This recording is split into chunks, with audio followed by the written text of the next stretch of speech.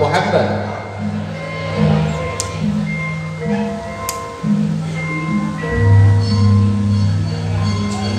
Enjung solasi Gusti padhetane umat. Panjenengan kalian merpati hari Sabjuga Raja Sahawan sehari lawase Bagus Zidni Mubarak nyancik ing pelataran.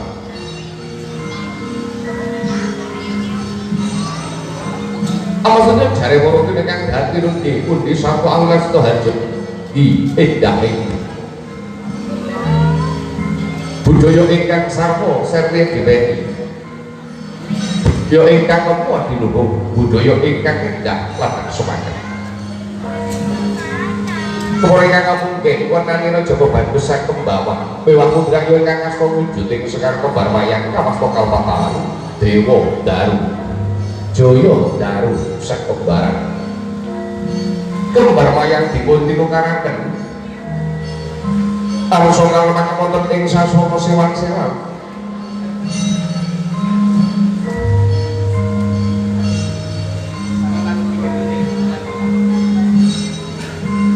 paripurna tenagenipun badhe sigra lumaksana jroning lumaksana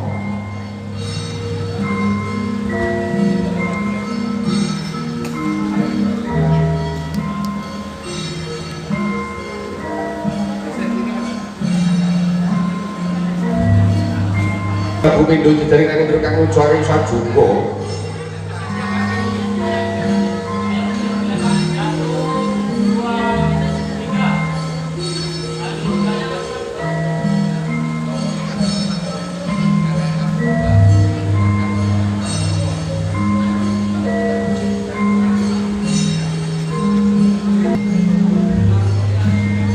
jroning pirangan tenang gini pun sami apa tinggal tepuk ing pangingal uga paripurna ambalan gantalan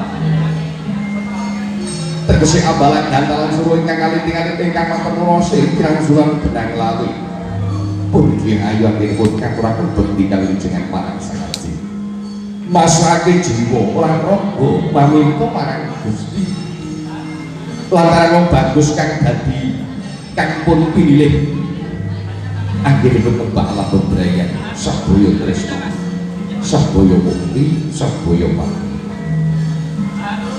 pirangan anggenipun tindakan dicara widi dadi tegese tindakan dicara pindhaan tiga kang dipercaya tindakan gambaran kepercayaan pun alak dalam penggalih pun bagus lawan kang pun garpu nuwun pertamu berbapak sahabat ibu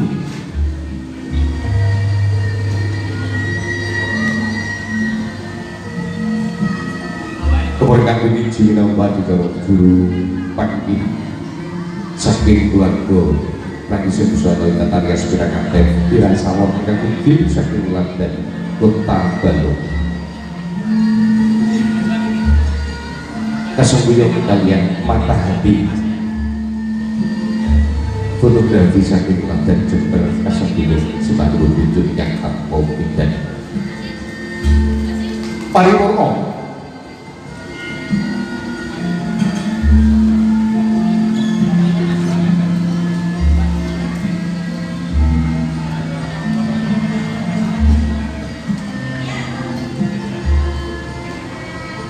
pinangan karetipun jajar sanding kanthi genggang serambut kinara sasa padhet kaliyan ibu kelawan koko pinangan kaunjuk antaya menika mijil saking kendi pratala sumpa pratandha kanthi kemawon nggih anakipun ibu nduk lan bocah bagus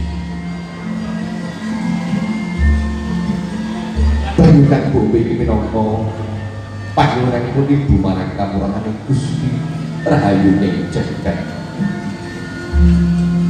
Muga-muga kowe dhewekan ingkang sumelang. Tegese watak kang sumelang liwat nenenaken kesabaran pindhane hulu bengawan. Wonten segara kang momot sekali nireh.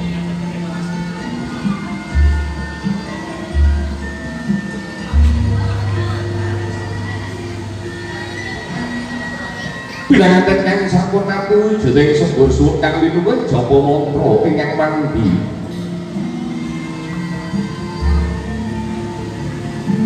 Wujuding bika mala kang wis tumiba. Lan kang durung tumiba iku roh bangkit kang kulakon.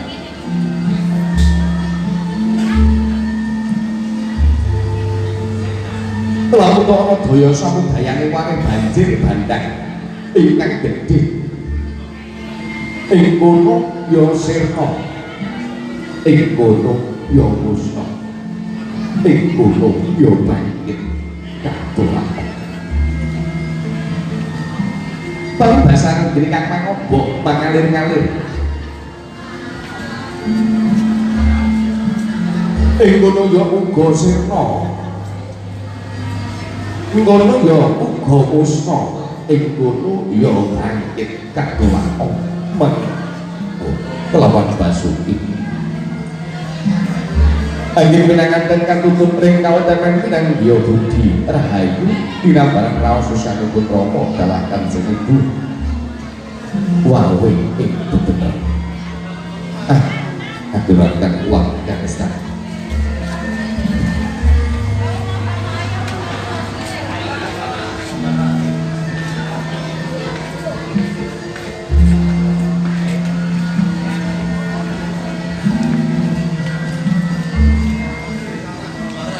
Sareng dumugi papan ingkang sampun wedi inggih Jendra Sidra pinaratan ya. Pinanganten badhe kapanku kaliyan muningan Jendra netep ngadicara bobot timbang. Bobot timbang timbange rasa. Panjenenganipun Bapak jaman anggenipun lenggah pinanganten kapangku asta kekalih karangkulan wonten pamidanganipun pinanganten tegese wong tuwa boten badhe bancinte bansilanten wong tuwa ora beda pundi sinebating putra wayah pundi sinebating putra kanggo kabeh manungsa dirasake rasa lan ibu padha yoga